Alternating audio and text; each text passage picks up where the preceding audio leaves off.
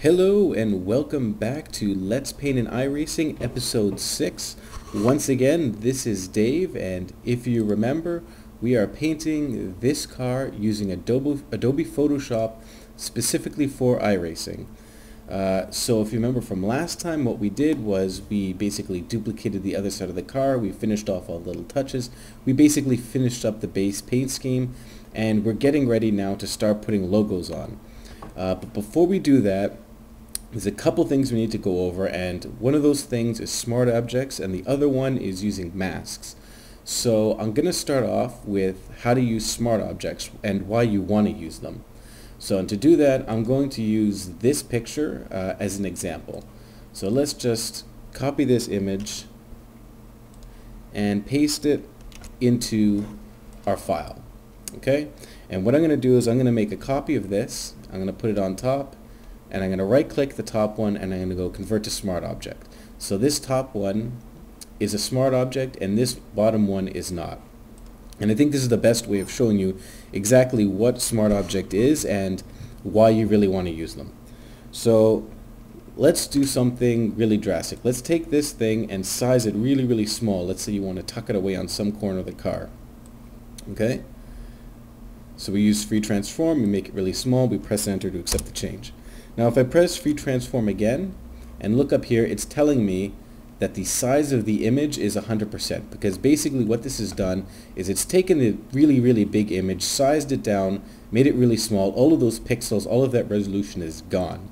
Okay, if we do the same thing with the smart object, we press Control T to free transform, we take it and we size it down.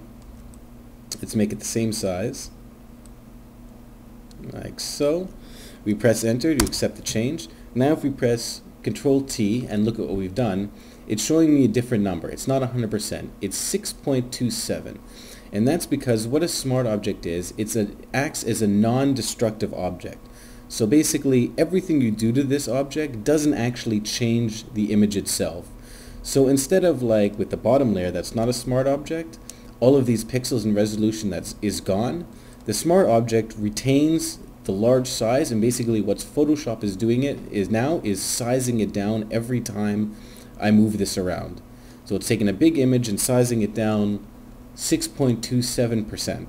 And you can really see the effects of this now if I take these images and blow them back up. So let's take the non-smart object here and let's just blow it back up. Let's say it was tucked here and we take it and we want to put it, let's say, on the side now. So we press Control T to free transform. We size it up really big, press enter to accept, and you can see it looks really fuzzy and crappy. Okay, that's because what it's done is it's taken this really tiny image, blown it back up. Photoshop is trying to figure out where all of the pixels are supposed to be, and then it's kind of just figuring it out, making it all fuzzy and blurry. If we do the same thing now with the smart object, we see that it's beautifully sharp, because instead of taking this tiny little object and blowing it up, what it's done is it's taken this large full-size image and it's scaled it down 64% of its full size, which you remember from the beginning was actually bigger than the canvas. And this is the power of smart objects, is the fact that it's non-destructive. All of the changes you do to these objects does not actually change the original image data. And aside from resizing things, you can see advantages of this in actually rotation. So let's say I take this Yokohama image and I want to rotate it 45 degrees. So I press free transform. I go into the rotation options up here. I type in 45 to rotate it 45 degrees and press enter to accept it. That. Now essentially what this has done is permanently moved and rotated all the pixels in the image 45 degrees. So if I press free transform again, you can see it's showing me 0 degrees because this is a square canvas with a rotated image in. So if I want to, so basically this is a permanent change in the rotation of this image. If I do the same thing with the smart object now, I take it and I rotate it 45 degrees, accept the change, like so. And now I press Control T to see what's going on. You can see it makes a bounding box instead of around the square canvas that it is, around the actual smart image. And it's showing me that it's the original image rotated 45 degrees. So this is a non-permanent change. to this image. And in addition to this, you can do all sorts of other things, and it acts non-permanently. For example, if we add a filter, let's say a blur, let's do a Gaussian blur, really severe one on this image, and we hit OK. This, on the non-smart image, this image has now permanently got a blur on it. If we take the same image, or the smart object, we apply the same blur on it, hit OK. You can see it's blurred out, but it's added it at the bottom as a smart filter, which can be switched on and off.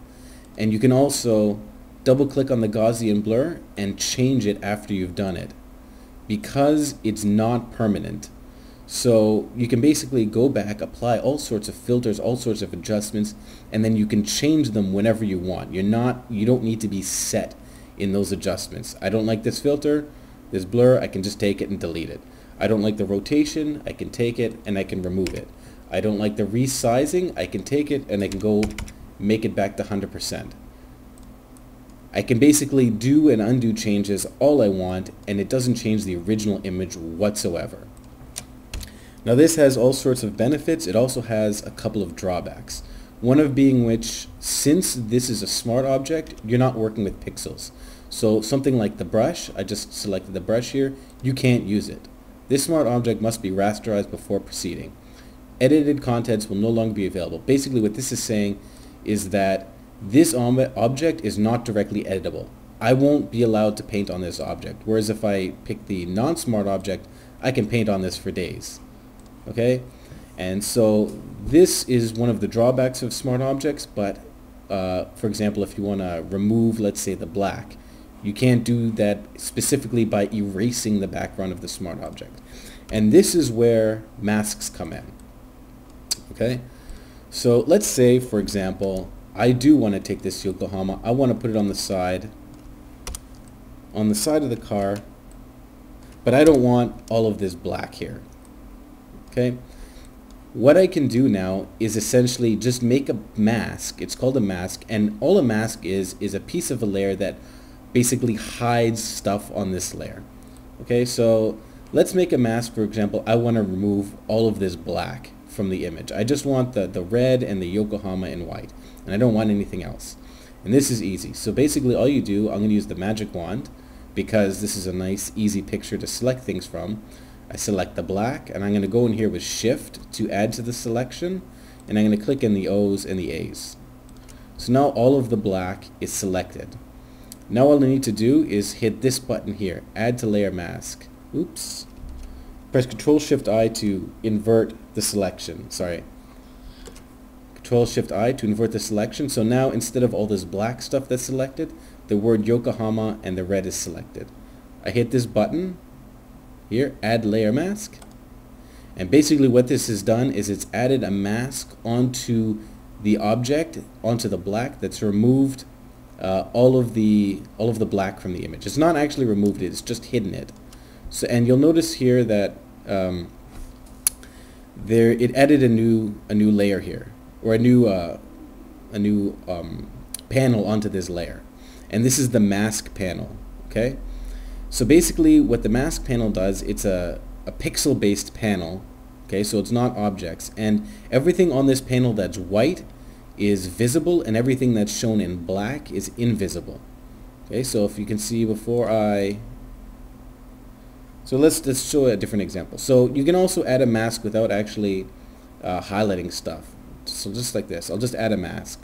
Okay, so it's white, so everything is visible. Okay, let's select. So you'll notice the color palette here has gone from color. When I select on the mask, it goes to black and white, because I can only paint black and white on this. So let's select black. Okay, so the color to make things invisible. We'll pick the brush. Okay, and I'll paint black over this image. I'll paint a streak across it, and you'll see as I do it up here, nothing changes because there's nothing up here, but as I come across the image, it basically erases part of that image. Okay, and you can see on the mask, if you're watching in HD, this is probably easier to see, that I'm painting black onto this image. You can see it right there. Okay, and that's all a mask is. They're really simple. and they're nothing to be intimidated about, because they're really easy to use and they're very useful. So basically all it is it's an image that sits on top of your image and tells Photoshop what parts of this particular layer you want to be visible and what part you want to be invisible. Okay? So it's pretty straightforward stuff. So what I'm going to do now, I'm going to close this down, I'm going to close this down, and what I want to do is I want to use this UIS logo. Now we have a problem with this UIS logo because it's very, very low quality. Okay, the UIS logo is supposed to be really big, and the one on the hood, if you look at it here, it's really big, right? It goes all the way across the entire hood, and this one is just tiny. Right? So this is not going to do it. So what I'm going to do is I'm going to go in here. I'm going to copy, go to a new layer or a new window. This particular image was done in the CMYK color scale, and I don't want that, because everything that you're painting in Photoshop should be in RGB. So I'm going to go back here, I'm going to pick RGB. Just make sure you're always working in RGB. Hit OK. I'm going to paste it in, I'm going to close the original image.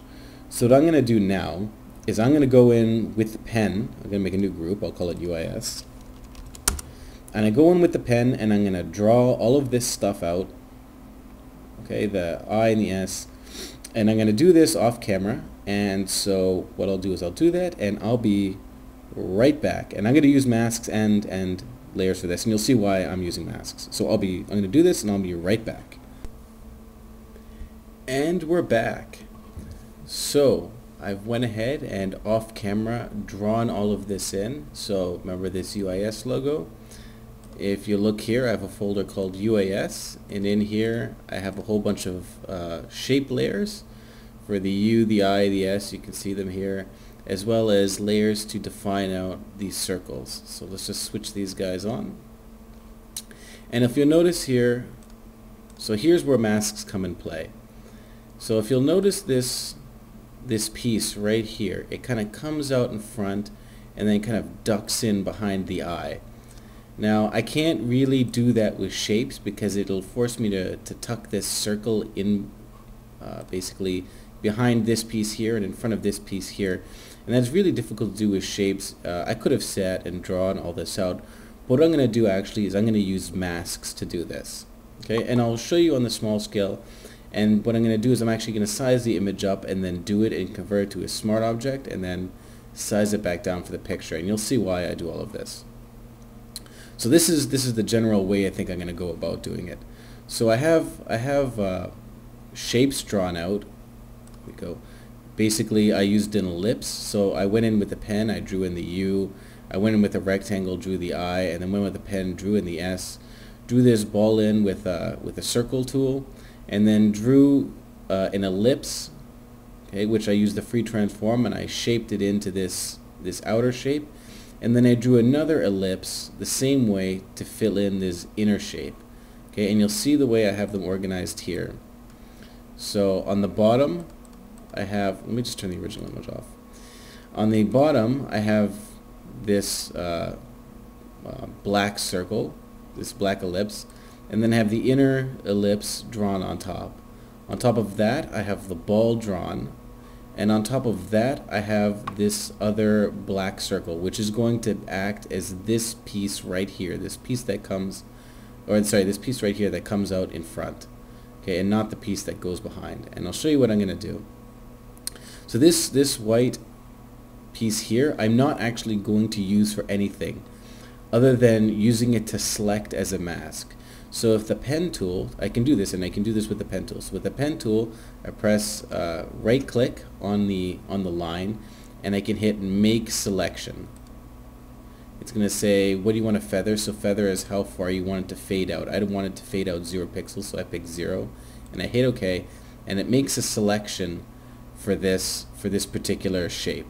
Now I can turn it off. Okay. And so what I want to do now, because I want not the inside, what I want is the outside ring, not the inside. I press Control-Shift-I to invert the selection, and then I'll hit Add Mask to this black shape here. And you'll see what happens when I do this. It makes the ring. Okay, just the black ring. But it's behind, because this red dot is on top, it's behind the red dot. Okay, and that's not what we want. We want it to come like this. Oops. Like this. You want it to come behind at the top and in front underneath. And this is easy to do with masks. So what I'm going to do, and this is why I made this piece right here. So this part's fine. Which part does it come behind at? So it comes on front and the bottom. Okay. So it's supposed to come in front here and behind here. Okay. And that's why we made this layer right here. So we'll turn this on. We'll do the same thing. We'll click on this, right click, make selection, hit OK, invert the selection, and then add it to a mask like that. So now we've got two layers which are basically the same. This one here is underneath, is a circle going underneath, and this one here is a circle coming on top. So basically all we need to do now is come in with the brush, black color, just because we want to hide, and we just paint out the area here we don't want, and you'll see what happens as I go across. We just remove it. Now it starts back behind, comes around in front, and then goes back behind, because we've hidden the piece right here. Okay?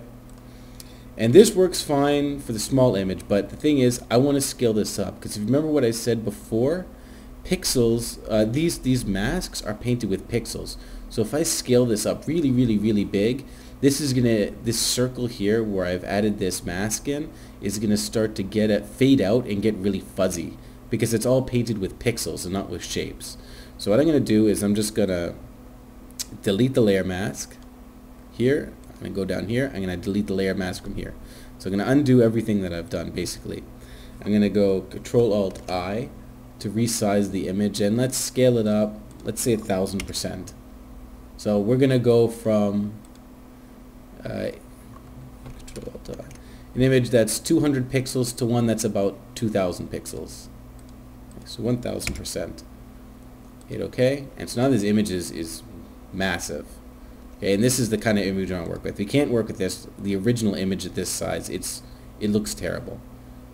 Okay, so basically what we're going to do now is the exact same thing as I said, and you see, because this is all done with shapes, it looks really nice and sharp. So what we're going to do is we're going to go in here, we're going to basically do exactly what I said before. We're going to make a selection here, hit enter, come in here, invert the selection, add the mask. Okay, so you can see it's behind. Then we're going to do the same thing. Come in here, make the selection, invert it, come on the top layer, and add the mask as well. Now it's in front. Come in with the brush, set to black, and we'll just paint out the area we don't want right here. And there we go. We're done. So now when I am ready to put it on my car, so this is the one I'll put on the hood. The one on the side is a different color. You can see it's black and white. So what I'll do is I'll basically just come in and change the colors on these things to do it on the side. And the great thing is all of this is nice and transparent. There's no white, like there's no white circle on this image that I need to worry about. So if I have a complex pattern behind it, no problem whatsoever. So what I'll do is I'll come in now, I'll take this layer, I'll convert it to a smart object. So first I'll duplicate it, just so I don't change the original image. I'll convert it to a smart object, like that. I'll right click, duplicate it, pick the car, my car, hit OK.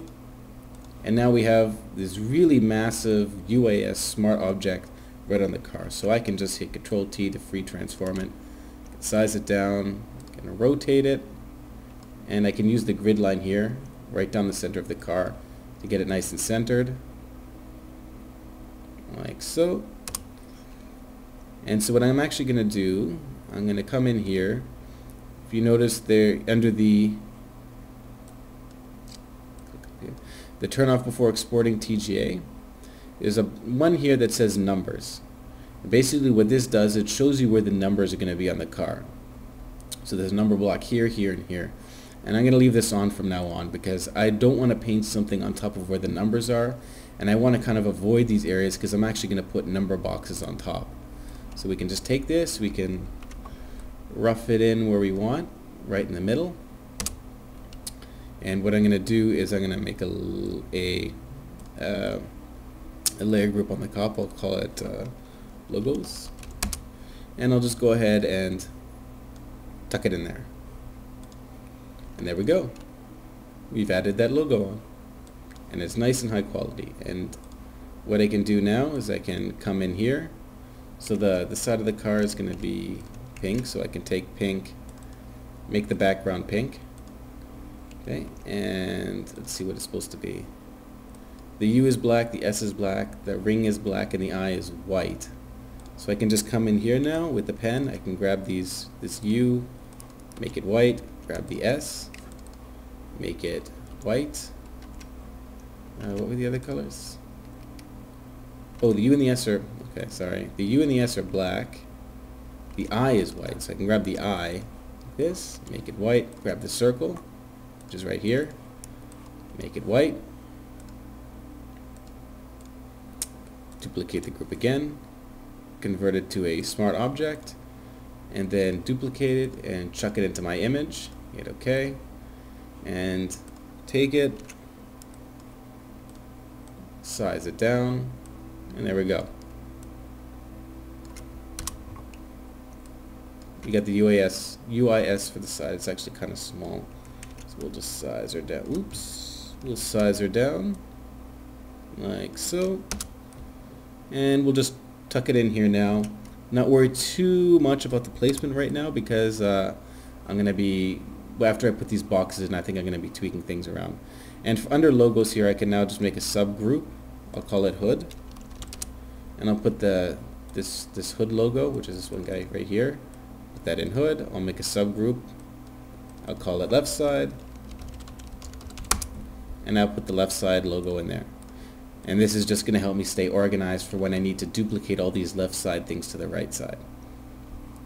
So that's the UIS logo. Okay. I've also went ahead off camera and done this right motorsports. Done the exact same thing, so it's right here. So the original image, I've basically just gone in with the pen, and I've did everything in nice organized groups. So you can see right here, I've done these arrows like that. I've just gone in with the pen and drawn them. I looked for a font to try to fit this in. I couldn't find anything. I've done this WM as a separate group because I kind of, when I noticed before on the hood, it's kind of separate from the rest. So now I can isolate these two pieces from the rest of the image. And I've gone in with the pen, like this, and you can see here's the motorsports, and I've just drawn all that in with the pen. So the stuff with the O's is a black circle with the white circle inside, and like that, and the same with the P. Okay, so this is what I'm going to use to do the motorsports now, and I'm going to do the exact same thing I did before. So I'm going to hit Control-Alt-I to adjust the image size. I'll go up again to 1000%. Make it really big. You can see the original image at this resolution looks really crappy, really low resolution, and our image, bang, spot on sharp. And so what I'm going to do now is basically the exact same thing. I'm going to come in on all of these texts, all of these white pieces. I'm going to come in with the pen. I'm going to make selections and mask off their interiors. So this is the R. I have all my layers labeled nicely, so I can come in, make a selection, turn that layer off, and then invert and mask that off. And I'm going to do that with all of these O's as well. So I'll come down here. Here we go. This is this O here. Make selection.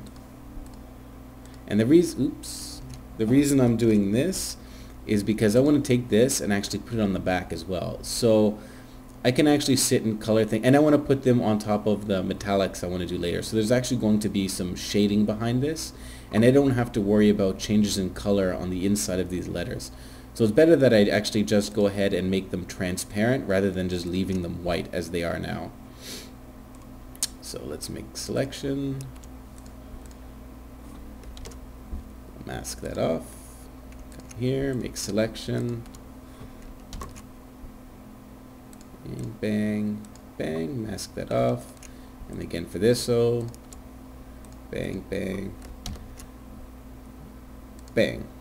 So now it's all nice and set up so that everything is transparent. So now if I take this white, I can change it to green. Looks fine. I make it blue. It looks fine. I can change this basically to any color I want, and it just looks perfectly fine on top because everything is set up so that it's using transparencies. So I'll save it. I'll duplicate, convert to smart object, and then duplicate it and put it on my car. Okay, and right now we're not actually using this logo for anything, so I'm gonna take it and I'm just gonna shrink it down just to make it a more manageable size. I'll make it 50%, or maybe a little bit less than 50%. And I'm not gonna worry about the placement right now. I'm just gonna turn it off and kind of tuck it out of the way because I don't need it right now. What I do want right now though is these pieces, these elements right here, these arrows and these W's, because they're going to go on the roof. So this is kind of the benefit of using layer groups to do this. I can now just come in, turn these guys off, do these two folders, just the W and the M, convert just them to smart objects, and duplicate them and put them on the car. I don't want to save that. So now we just have the W and M. So I can take them, I can rotate them 90 degrees so they're oriented properly, size them down, tuck them on the roof of the car. Center is right here. This line right here is the center line, so I'm just matching up the center points here, here, here with the center line. Okay, and now I can size it down, hit OK, and there we go. Just like that. The W and the M is, well, it's actually on the, is it backwards? The W and the M on the left side of the car. So this is actually backwards. So we just take it and we can just rotate it like that. And one thing I've noticed, this W and M looks like it's actually the color of the car, where not the red that we've drawn. So what I'm going to do is I'm just going to come in here with a rectangle. Actually not a rectangle. Come here with the pen tool. So I'll select our pink, come in with the pen, and just draw like this over top of the W and the M, just like that. And then just like the way we applied the gradient, I'm going to hold Alt and clip these two layers together, and there we go. So the WM has gone from this red to this pink color. Okay. So that is using masks and using, basically if you see on the forums people referring to vectoring image, this is what they're talking about. Basically taking an image, and I didn't really do anything special about it. I just went in here with, for example, the UIS, and I just went in here and I just traced. I used the pen and I just traced everything on this image. So if you know how to use the pen, that's really easy to do. Using the smart objects and stuff is also going to be making your life a ton easier, because now what you can do is make something, put it on a car, and then you don't need to really worry about these source files. You can actually pull things off of cars and resize them and move them around, and you don't need to worry about losing quality. And I do this a lot, and it lets you kind of just streamline the process. So if you've done something and you like it and you've done it before, you can basically just copy it off of cars, and you can even copy things off of, for example, there's rough, and put it on, let's say, a McLaren or something. And it's going to be really easy because it's converting smart objects. Or, for example, a more practical example, let's say back in the day you were one of the guys that painted in 1024, back before they produced this new 2048 resolution that we could use. If you had done your entire image using the pen tool and smart objects, all you'd have to do in order to get your image resized is Control-Alt-I and resize your image. And everything would have been scaled up, including the smart objects, and they wouldn't have lost any quality. If you didn't do the logos using smart objects, you would have to go in there after the fact and add them all in manually. again. So it gives you a little bit more robustness to your image. So you don't need to worry about future formats or anything.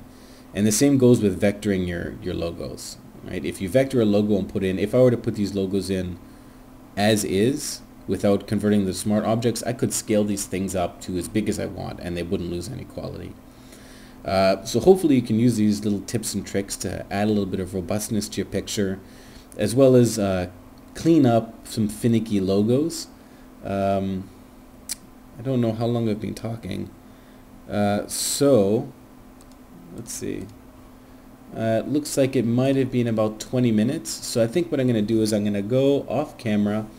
I'm going to flip all of these things on the other side, size these things out, and boot up the sim. So I will be right back.